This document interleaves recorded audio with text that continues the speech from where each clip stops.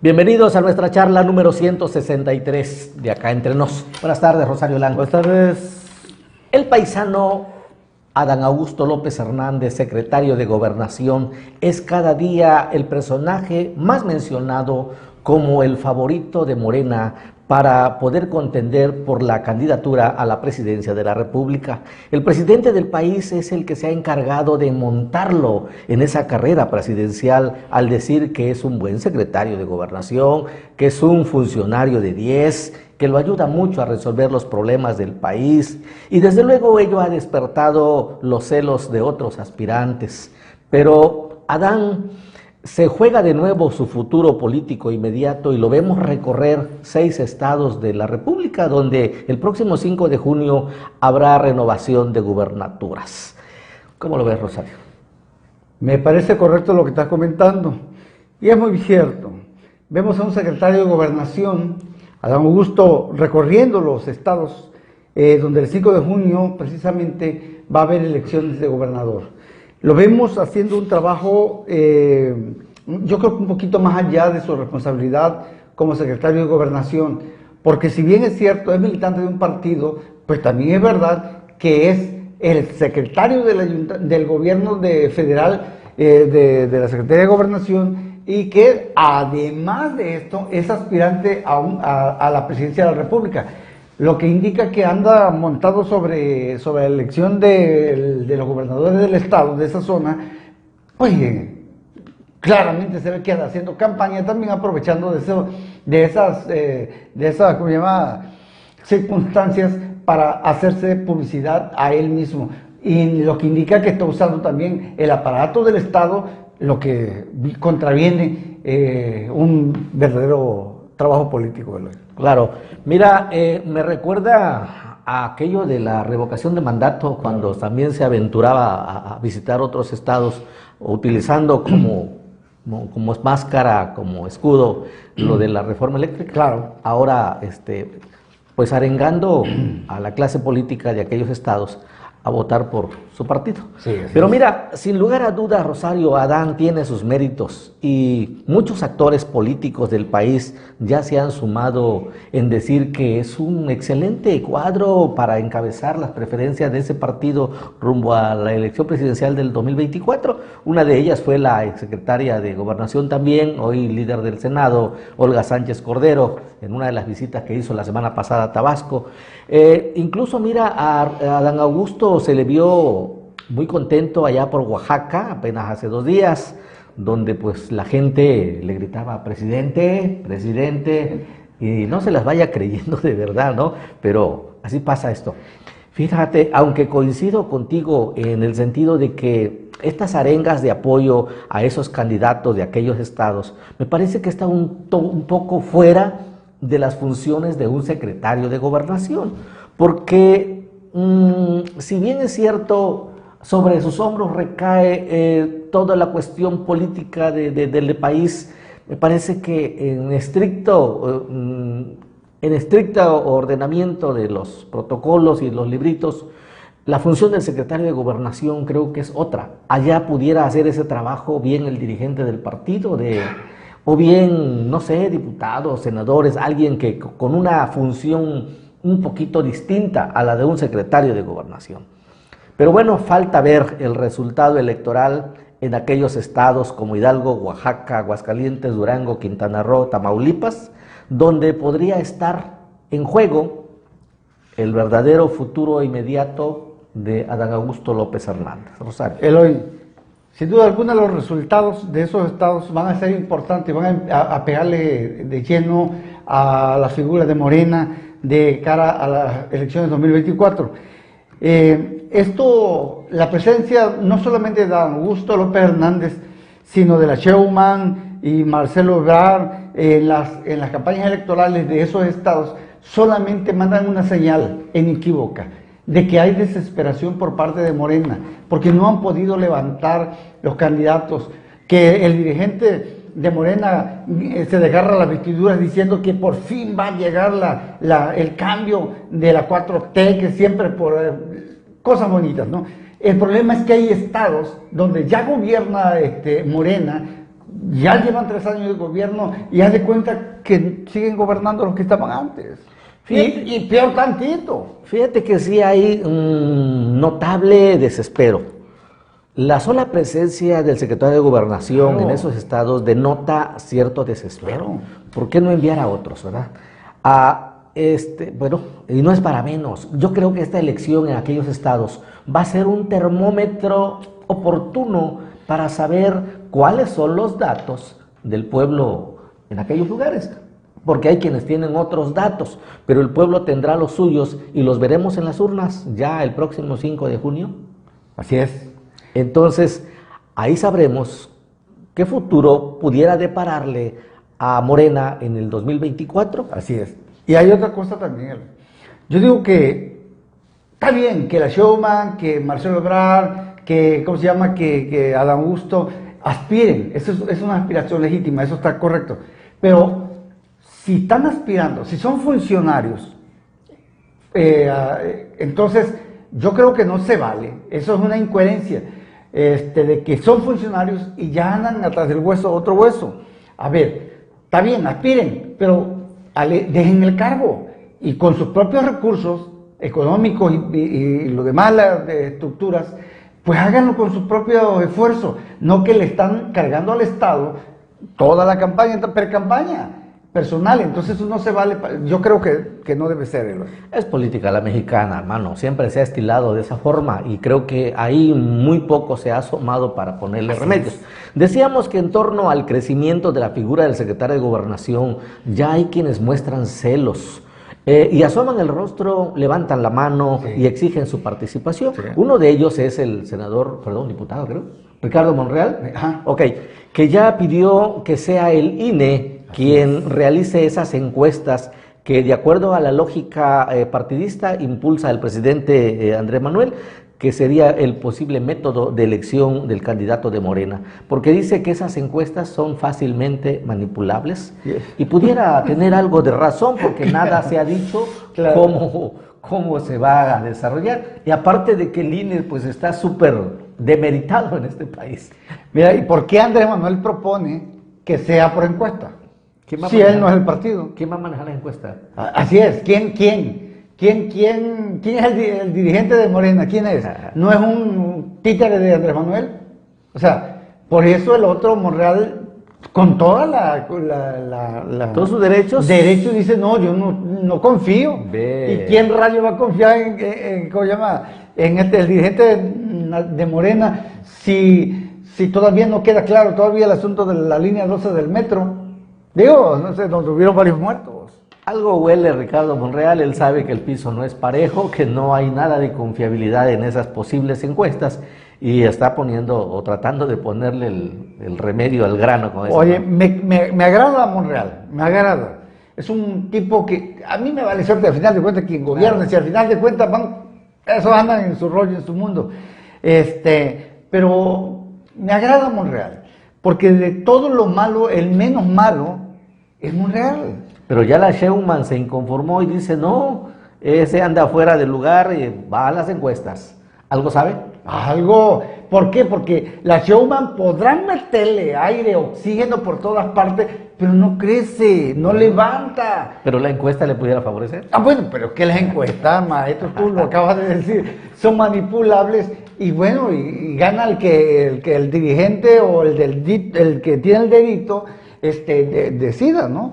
Entonces, siempre ha sido así. A mí se me hace que el que va a dirigir y resolver todas las encuestas es el que la está proponiendo. Así es, tan simple.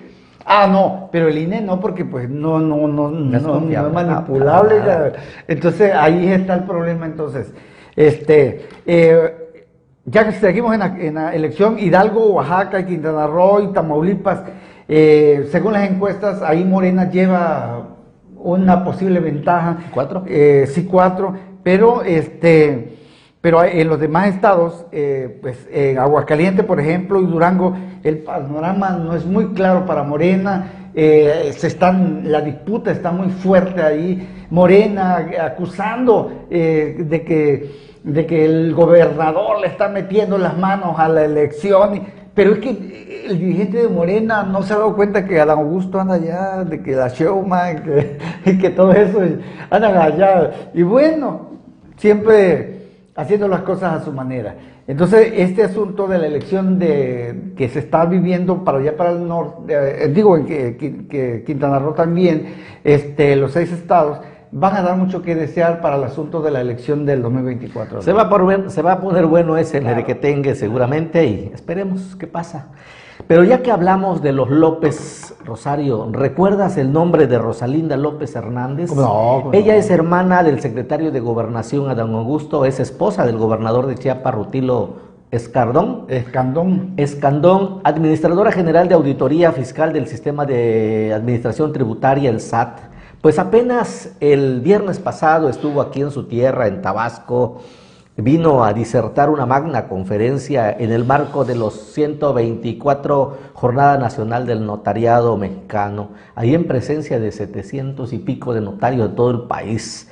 Y a decir verdad, su presencia vino a mover las aguas de la política choca, porque pues han comenzado a generarse muchas especulaciones y hay quienes ya la anotan como la tapada para la sucesión gubernamental del 2024. Y no es para menos, porque aquí tú te preguntas, ¿y por qué no había venido antes a disertar algún tema importante? ¿Por qué de repente aparece en escena? ¿Por qué se nomina a Tabasco para celebrar este aniversario de los notarios, ¿verdad? Pareciera que las agujas del reloj político alguien las está manejando a la perfección. Bueno, pero hablemos algo de Rosalinda. Quienes la conocemos sabemos de su trayectoria. Es una muchacha de 10, dicen que en la época estudiantil los maestros no le ponían 11 porque no se podía.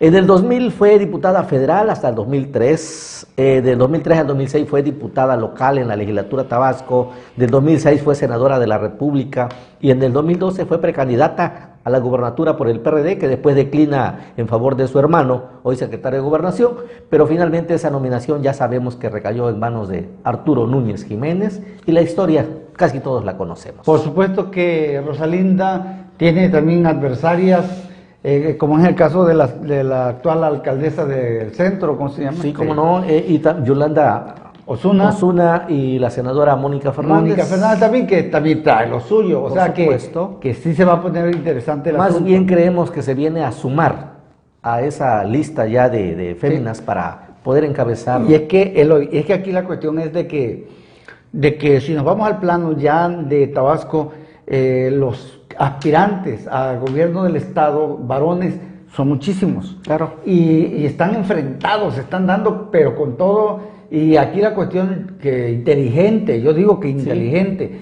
por parte de quien mueve los hilos de la política y en un afán por quitarse una bronca de encima y de que el partido de Morena se haga una porquería. Aquí la cuestión es de que en un afán por querer